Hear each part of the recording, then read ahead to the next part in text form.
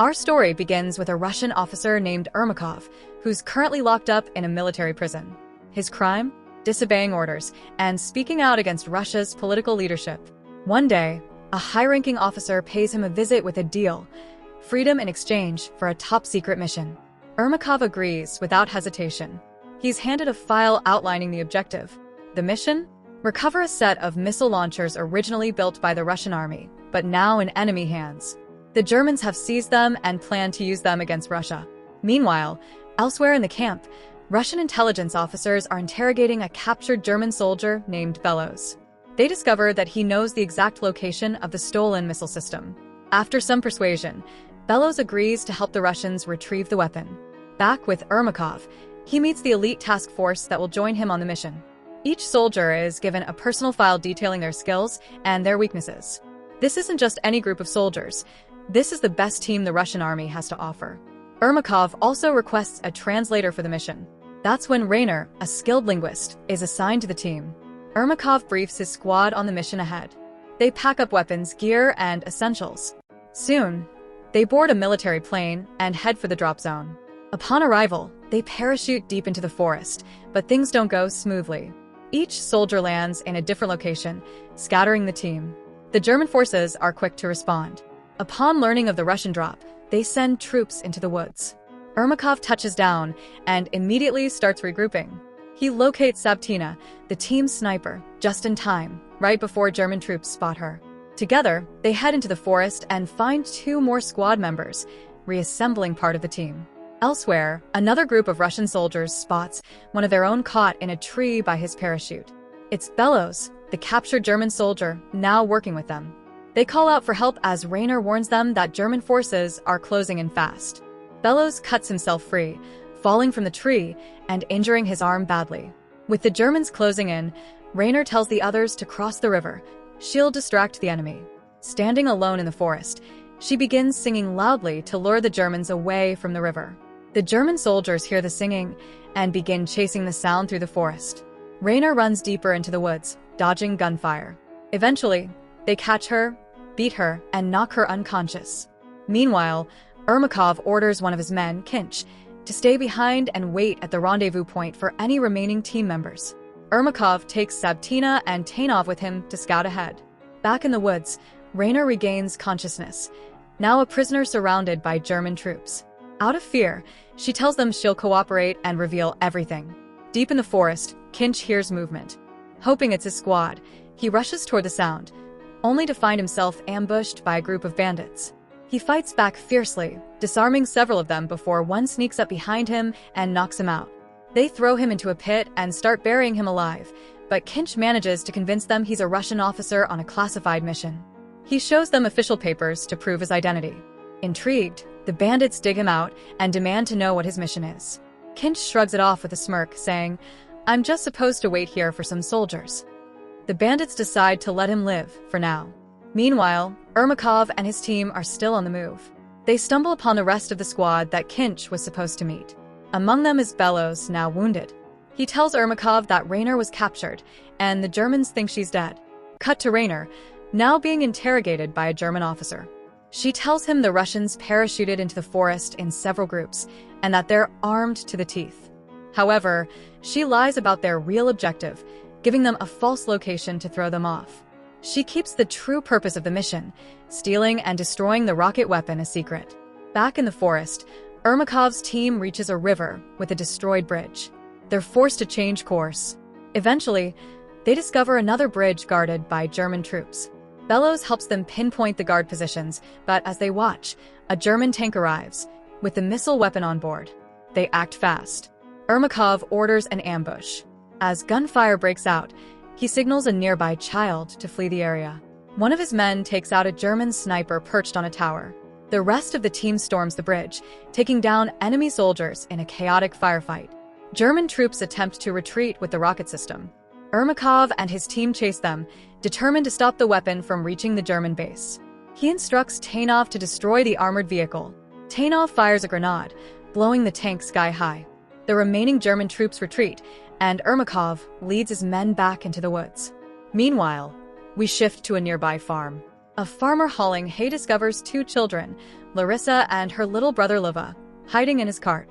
Realizing they're fleeing from the Germans, he quickly brings them home and asks his wife to prepare food for them. The children tearfully share their story.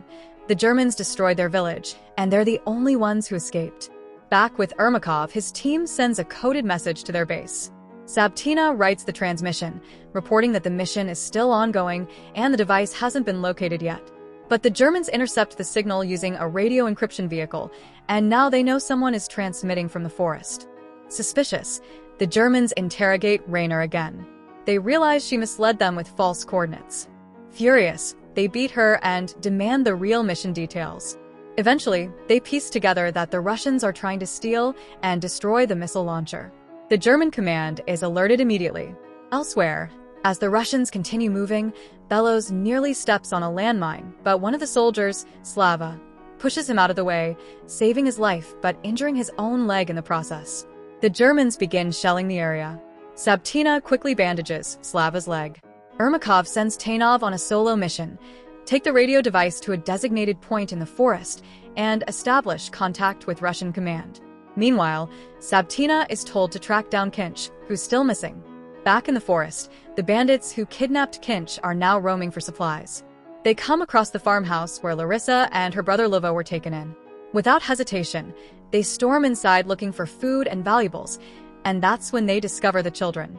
Realizing they're runaways from the German assault, they prepare to take them. Meanwhile, Tainov sneaks up on 2 German soldiers by the river. In a brutal hand-to-hand fight, he kills the first with a knife and tackles the second into the water, finishing him off.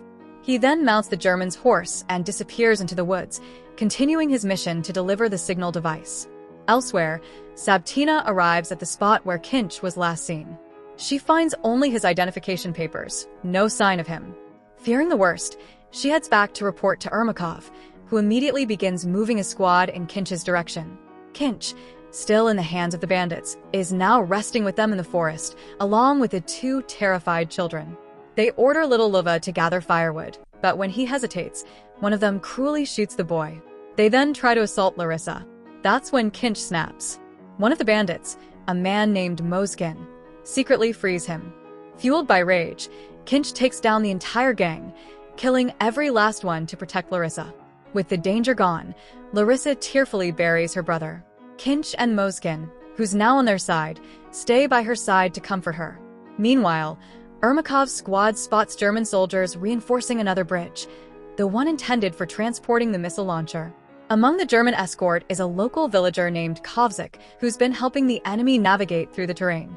Ermakov and his men spot 2 German guards nearby, so Sabtina quietly eliminates them with her sniper rifle. They drag the bodies into the woods. Ermakov then orders 2 of his men to dress in stolen German uniforms and infiltrate the village disguised as enemy soldiers. At first, they blend in, but suspicion quickly rises, and a German soldier reports them to the base commander. German troops flood the village, searching house to house. When they find a murdered German soldier inside one of the homes, the alarm is raised. They know there are imposters in their ranks. Acting fast, Ermakov's team captures Kovzik and brings him into the forest for interrogation. Slava, injured and exhausted, struggles to keep moving. Realizing they're being followed, he makes a brave decision. He plants a grenade under his foot, tells the others to keep going, and waits for the enemy. Soon after, German soldiers find Slava's boot. As they approach, Slava detonates the grenade, sacrificing himself, but the blast fails to take out the enemy. Ermakov hears the explosion and fears the worst. Moments later, the rest of the team arrives with Kovzik, confirming Slava's death. Kovzik, now in their custody, spills everything he knows about the German plans and the rocket weapons location. The team resumes surveillance, waiting for the right moment to strike. Tainov, hiding deep in the woods, checks his watch. It's time. He activates the signal device and transmits the message to the Russian base. At the same time, the German encryption vehicle detects the signal, but it's coming from a location far from where they expect. They relay the coordinates to German HQ. Realizing their secret is out, the German commander orders Officer Lehmann, who's in charge of the missile project, to relocate the launcher immediately. Lehmann commands his unit to load up and move fast, but Ermakov is already watching from the shadows. His plan is working. As the German forces rush to move the missile system out of the camp, they make one brutal move. They execute Rainer. The translator who once helped the Russian team is now gone, her deception finally uncovered. Ermakov's team prepares for the next phase. He sends one of his men on a critical sabotage mission, plant explosives under the bridge that the Germans plan to use to transport the weapon. Disguised beneath a hollowed-out tree log, the soldier quietly floats down the river and reaches the underside of the bridge undetected. But something spooks the German guard above. The floating log is moving against the current. Suspicious, the guard fires a warning shot. The team tenses up. Quickly covering, the German soldier claims he was just checking the area. Meanwhile, beneath the bridge, the Russian saboteur has been grazed by a bullet but presses on. He finishes setting the charges and extends the fuse all the way to the riverbank. As the German convoy begins loading the weapon onto the transport vehicle, the saboteur slips back under the bridge to connect the final fuse. That's when German troops spot him. Chaos erupts as they halt the vehicle and move in to eliminate the threat. With no time left, the soldier lights the fuse and detonates the charges, blowing the bridge sky high and dying in the explosion. Ermakov and his men are devastated by the loss, but the plan worked. The Germans have been delayed. Meanwhile, Kinch, still traveling with Mozgin and Larissa, hears distant gunfire. He immediately knows his team is nearby. He wakes Mozgin, and they head toward the sound. Back with Ermakov and Bellows, the two are in the middle of a heated firefight with German patrols. They've pushed the stolen weapon into a hidden position behind a ridge. But they soon realize something is wrong. Kovzik is missing. He's vanished, likely trying to escape. Sure enough, German scouts spot him walking alone on a nearby road.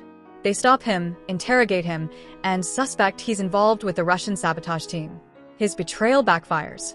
Ermakov and Bellows now scramble to camouflage the weapon, covering it with branches and brush. During a quiet moment, Ermakov opens up, revealing that his wife and son were killed during a German bombing on their hometown. This mission is personal. Suddenly, they hear the approach of enemy vehicles. Knowing they're running out of time, they launch an ambush, spraying gunfire across the road to distract and disorient the German patrol. Elsewhere, Kinch hears the shootout and knows exactly where to go. He and Moskin rush toward the gunfire, hoping to rejoin the team. Back in the thick of the firefight, Ermakov and Bellows are nearly out of ammo. With enemy forces closing in, their chances of survival are slim. Then, out of nowhere, Kinch and Moskin arrive, guns blazing. They wipe out the remaining German soldiers and rescue the pinned-down team. Meanwhile, Kovzik tries to escape again, grabbing a gas can to bring fuel back to the weapons vehicle. But before he can make it, German forces spot him and gun him down. Kinch escorts Larissa back to the farmer's house where she and her brother were first discovered. The farmer gives them fuel to get the weapon truck running again. Kinch leaves Larissa in safe hands and returns to Ermakov with the fuel. Ermakov refuels the truck and the team makes another desperate push to escape. Kinch and Moskin cover their rear, holding off the Germans as bullets fly.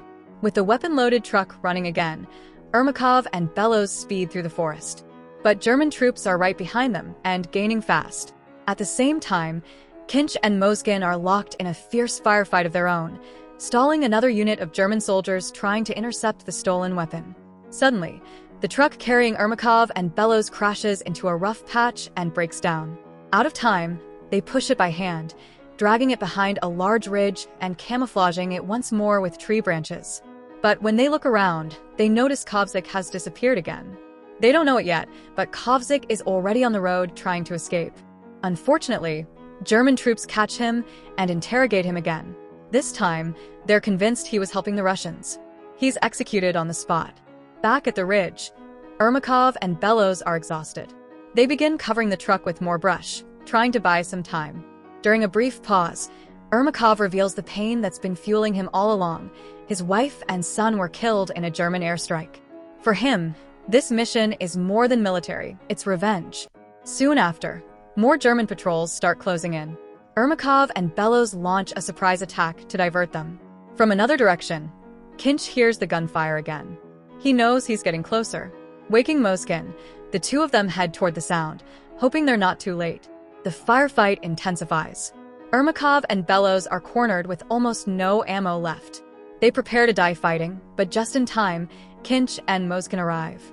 Together, the four of them unleash everything they have, taking down wave after wave of German troops. Meanwhile, Kovzik, critically wounded, is seen dragging a jerrycan of fuel toward Ermakov's position, trying to deliver it before it's too late. But a sniper takes him out before he can make it. Kinch rushes back to the farmhouse where Larissa is staying. He brings her to safety, then grabs another can of fuel. He says goodbye to her once more, then heads straight for Ermakov with the fuel. The team refuels the truck and takes off again. Kinch and Moskin stay behind, holding the line and trading gunfire with German soldiers to buy the truck time. But it's not over yet. The Germans are relentless. Ermakov and Bellows push the truck forward, but German troops ambush them again. Meanwhile, Kinch and Moskin are in a deadly chase of their own, being pursued through the forest. Their vehicle crashes. Kinch stabs a German soldier in close combat, barely surviving. Back at the front, Ermakov and Bellows finally reach the edge of a minefield, but the Germans are right behind them. Worse, there's another unit waiting on the other side, preparing to trap them in a crossfire. They look at each other. There's only one way out. Without hesitation, they drive straight into the minefield. The truck explodes, destroying the missile launcher in a massive fireball. The mission is complete. The weapon is gone. Ermakov and Bellows die in the explosion, heroes who gave their lives to stop a catastrophic German weapon from ever being used. Back in the forest, Kinch is the only surviving member of the squad. He finds Larissa again, takes her by the hand, and the two walk away from the wreckage of war, towards something that might finally feel like peace. And with that, the film ends.